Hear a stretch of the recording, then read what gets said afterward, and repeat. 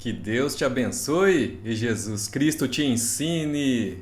Mais um excelente dia para lermos a Santa Palavra de Deus. Que bom estarmos aqui mais uma vez para continuar a carta aos Romanos.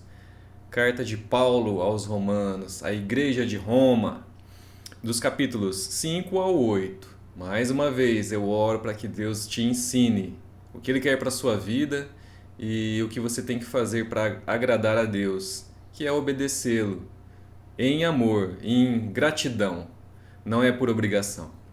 Vamos lá, uma ótima leitura para você. Capítulo 5. Justificados, pois, mediante a fé, temos paz com Deus por meio de nosso Senhor Jesus Cristo, por intermédio de quem obtivemos igualmente acesso pela fé a esta graça na qual estamos firmes e gloriamo-nos na presença da glória de Deus, na esperança da glória de Deus.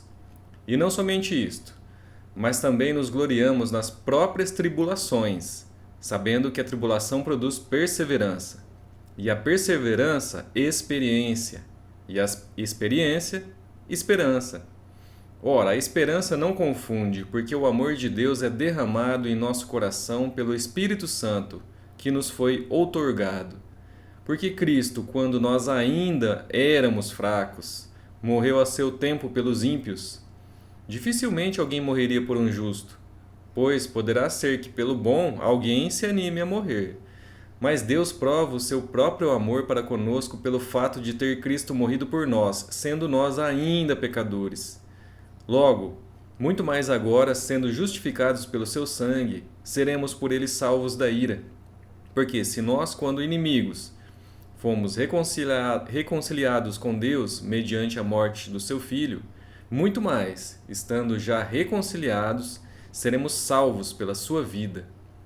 E não apenas isto, mas também nos gloriamos em Deus por nosso Senhor Jesus Cristo, por intermédio de quem recebemos agora a reconciliação.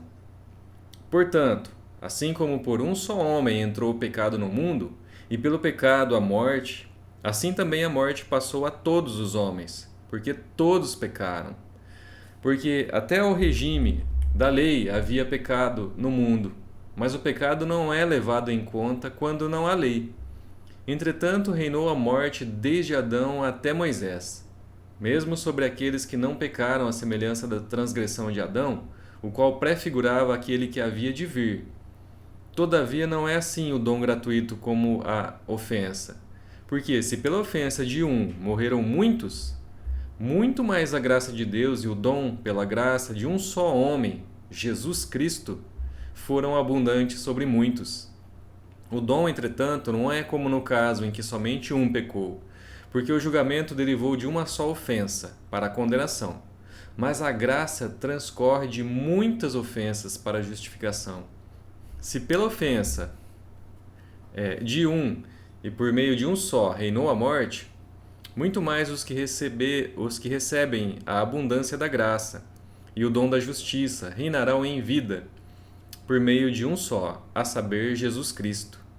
Pois assim como por uma só ofensa veio o juízo sobre todos os homens para a condenação, assim também por um só ato de justiça veio a graça sobre todos os homens para a justificação que dá vida. Porque como pela desobediência de um só homem muitos se tornaram pecadores, assim também por meio da obediência de um só, muitos se tornarão justos. Sobreveio a lei, para que avultasse a ofensa.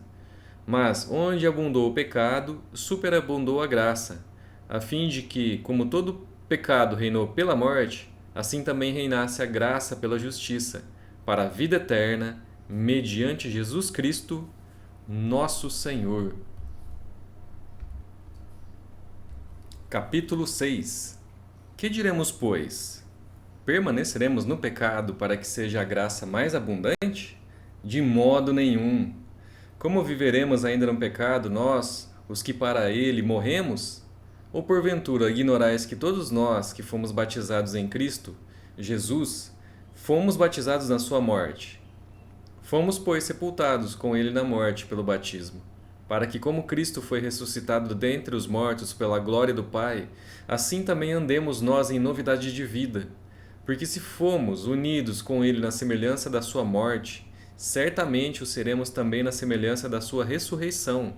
Sabendo isto, que foi crucificado com ele o nosso velho homem, para que o corpo do pecado seja destruído e não sirvamos o pecado como escravos.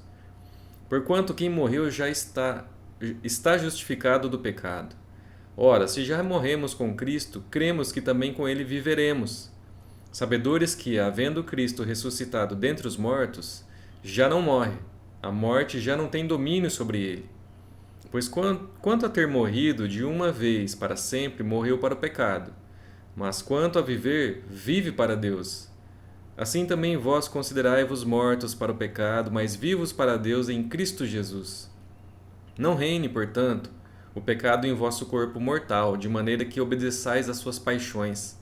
Nem ofereçais cada um dos membros do seu corpo ao pecado, como instrumentos de iniquidade, mas oferecei-vos a Deus como ressurretos dentre os mortos, e vossos membros a Deus como instrumentos de justiça. Porque o pecado não terá domínio sobre vós, pois não estáis debaixo da lei, e sim da graça. E daí? Havemos de pecar porque não estamos debaixo da lei, e sim da graça? De modo nenhum. Não sabeis que daquele a quem vos ofereceis como servos para obediência, desse mesmo a quem obedeceis, sois servos, seja do pecado para a morte ou da obediência para a justiça? Mas graças a Deus, porque outrora escravos do pecado, contudo viestes a obedecer de coração a forma de doutrina a que fostes entregues. E uma vez libertados do pecado, fostes feitos servos da justiça. Falo como homem por causa da fraqueza da vossa carne. Assim como oferecestes os vossos membros para a escravidão da impureza e da maldade para a maldade, assim oferecei agora os vossos membros para servirem à justiça para a santificação. Porque quando eras escravos do pecado, estáveis isentos em relação à justiça. Naquele tempo, que resultado colhestes? Somente as coisas de que agora vós envergonhais, porque o fim delas é morte. Agora, porém, libertados do pecado, transformados em servos de Deus, tendes o vosso fruto para a santificação e, por fim, a vida eterna. Porque o salário do pecado é a morte, mas o dom gratuito de Deus é a vida eterna em Cristo Jesus, nosso Senhor. Capítulo 7. Porventura ignorais, irmãos, pois falo aos que conhecem a lei, que a lei tem domínio sobre o homem toda a sua vida? Ora, a mulher casada está ligada pela lei ao marido, enquanto ele vive. Mas, se o mesmo morrer, desobrigada ficará da lei conjugal, de sorte que será considerada adúltera se vivendo ainda com o marido unir-se com outro homem. Porém, se morrer o marido, estará livre da lei e não será adúltera e se contrair novas núpcias.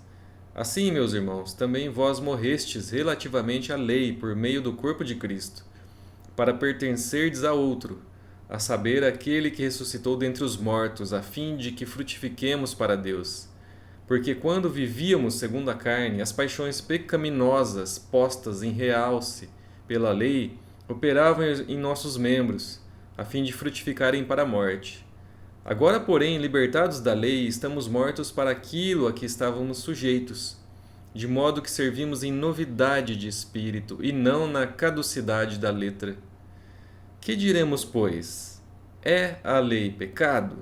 De modo nenhum. Mas eu não teria conhecido o pecado, senão por intermédio da lei. Pois não teria eu conhecido a cobiça, se a lei não dissera, não cobiçarás. Mas o pecado, tomando ocasião pelo mandamento, despertou em mim toda sorte de concupiscência, porque sem lei está morto o pecado. Outrora, sem a lei, eu vivia, mas sobrevindo o preceito, reviveu o pecado, e eu morri. E o mandamento que me fora para a vida, verifiquei que este mesmo se me tornou para a morte. Porque o pecado, prevalecendo-se do mandamento, pelo mesmo mandamento me enganou e me matou. Por conseguinte, a lei é santa, e o mandamento santo e justo e bom.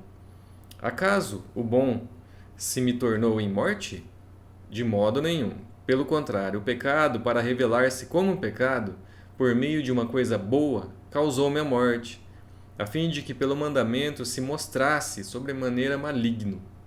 Porque bem sabemos que a lei é espiritual, eu, todavia, sou carnal, vendido à escravidão do pecado. Porque nem mesmo compreendo o meu próprio modo de agir, pois não faço o que prefiro, e sim o que detesto. Ora, se faço o que não quero, consinto com a lei, que é boa. Neste caso, quem faz isto já não sou eu, mas o pecado que habita em mim. Porque eu sei que em mim, isto é, na minha carne, não habita bem nenhum. Pois o querer o bem está em mim, não porém o efetuá-lo. Porque não faço o bem que prefiro, mas o mal que não quero, esse faço. Mas se eu faço o que não quero, já não sou eu quem o faz, e sim o pecado que habita em mim. Então, ao querer fazer o bem, encontro a lei de que o mal reside em mim. Porque no tocante ao homem interior, tenho prazer na lei de Deus, mas vejo nos meus membros outra lei, guerreando contra a lei da minha mente, me faz prisioneiro da lei do pecado que está nos meus membros. Desventurado homem que sou, quem me livrará do corpo desta morte? Graças a Deus por Cristo, Jesus, nosso Senhor, de maneira que eu, de mim mesmo, com a mente, sou escravo da lei de Deus, mas, segundo a carne, da lei do pecado. Capítulo 8. Agora, pois, já nenhuma condenação há para os que estão em Cristo Jesus, porque a lei do Espírito da vida, em Cristo Jesus, te livrou da lei do pecado e da morte. Porquanto o que fora impossível à lei, no que estava enferma pela carne, isso fez Deus enviando o seu próprio Filho em semelhança de carne pecaminosa, e no tocante ao pecado. E com efeito condenou Deus na carne o pecado, a fim de que o preceito da lei se cumprisse em nós, que não andamos segundo a carne, mas segundo o Espírito. Porque os que se inclinam para a carne cogitam das coisas da carne, mas os que se inclinam para o Espírito, das coisas do Espírito. Porque o pendor da carne dá para a morte, mas o do Espírito para a vida e paz. Por isso o pendor da carne é inimizade contra Deus, pois não está sujeito à lei de Deus, nem mesmo pode estar. Portanto, os que estão na carne não podem agradar a Deus. Vós, porém, não estáis na carne, mas no Espírito, se de fato o Espírito de Deus habita em vós. E se alguém não tem o Espírito de Cristo, esse tal não é dele. Se, porém, Cristo está em vós, o corpo, na verdade, está morto por causa do pecado, mas o Espírito é vida por causa da justiça. Se habita em vós o Espírito, daquele que ressuscitou a Jesus dentre os mortos, esse mesmo que ressuscitou a Cristo Jesus dentre os mortos, vivificará também o vosso corpo mortal, por meio do seu Espírito, que em vós habitas. Assim, pois, irmãos, somos devedores, não à carne, como se constrangidos a viver segundo a carne. Porque se viverdes segundo a carne, caminhais para a morte. Mas, se pelo Espírito mortificardes os feitos do corpo, certamente vivereis. Pois todos os que são guiados pelo Espírito de Deus são filhos de Deus. Porque não recebestes o espírito de escravidão para viverdes outra vez atemorizados, mas recebestes o espírito de adoção, baseados no qual chamamos Abba, Pai. O próprio Espírito testifica com o nosso espírito que somos filhos de Deus. Ora, se somos filhos, somos também herdeiros, herdeiros de Deus e co-herdeiros com Cristo. Se com ele sofremos, também com ele seremos glorificados. Porque para mim tenho por certo que os sofrimentos do tempo presente não podem ser comparados com a glória a ser revelada em nós. A ardente expectativa da criação aguarda a revelação dos filhos de Deus, pois a criação está sujeita à vaidade, não voluntariamente, mas por causa daquele que a sujeitou, na esperança de que a própria criação será redimida do cativeiro da corrupção, para a liberdade da glória dos filhos de Deus. Porque sabemos que toda a criação a um só tempo geme e suporta angústias até agora. E não somente ela, mas também nós, que temos as primícias do Espírito. Igualmente gememos em nosso íntimo, aguardando a adoção de filhos, a redenção do nosso corpo, porque na esperança fomos salvos. Ora, a esperança que se vê não é a esperança, pois o que alguém vê, como espera? Mas se esperamos o que não vemos, com paciência o aguardamos. Também o Espírito, semelhantemente, nos assiste em nossa fraqueza, porque não sabemos orar como convém, mas o mesmo Espírito intercede por nós sobremaneira, com gemidos inexprimíveis. E aquele que sonda os corações sabe qual é a mente do Espírito, porque segundo a vontade de Deus é que ele intercede pelos santos. Sabemos que todas as coisas cooperam para o bem daqueles que amam a Deus, daqueles que são chamados segundo o seu propósito. Porquanto, aos que de antemão conheceu, também os predestinou para serem conformes à imagem de seu Filho, a fim de que ele seja o primogênito entre muitos irmãos. E ao que predestinou, a esses também chamou. E aos que chamou, a esses também justificou. E aos que justificou, a esses também glorificou.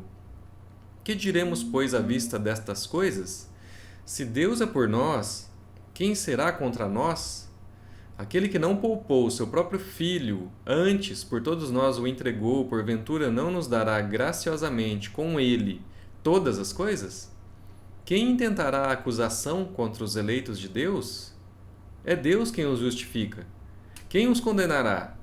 É Cristo Jesus quem morreu, ou antes, quem ressuscitou, o qual está à direita de Deus e também intercede por nós. Quem nos separará do amor de Cristo? Será tribulação, ou angústia, ou perseguição, ou fome, ou nudez, ou perigo, ou espada? Como está escrito: por amor de ti somos entregues à morte o dia todo, fomos considerados como ovelhas para o matadouro. Em todas essas coisas, porém, somos mais que vencedores por meio daquele que nos amou. Porque eu estou bem certo de que nem a morte, nem a vida, nem os anjos, nem os principados, nem as coisas do presente, nem do porvir, nem os poderes, nem a altura, nem a profundidade, nem qualquer outra criatura poderá separar-nos do amor de Deus que está em Cristo Jesus, nosso Senhor. Aleluia. Concluímos mais 4 capítulos de Romanos, graças a Deus. Eu espero que você entenda essa profundidade do que Jesus fez por nós, por aqueles que acreditaram, creram na mensagem de Jesus e do que Ele fez por nós na cruz, o pagamento que nós não poderíamos pagar a Deus, a nossa dívida. E obrigado por estar aqui conosco nessa leitura. E se Deus quiser, amanhã mais 4 capítulos. Eu desejo que você tenha aprendido de Deus uma lição hoje para você. Deus abençoe e até lá!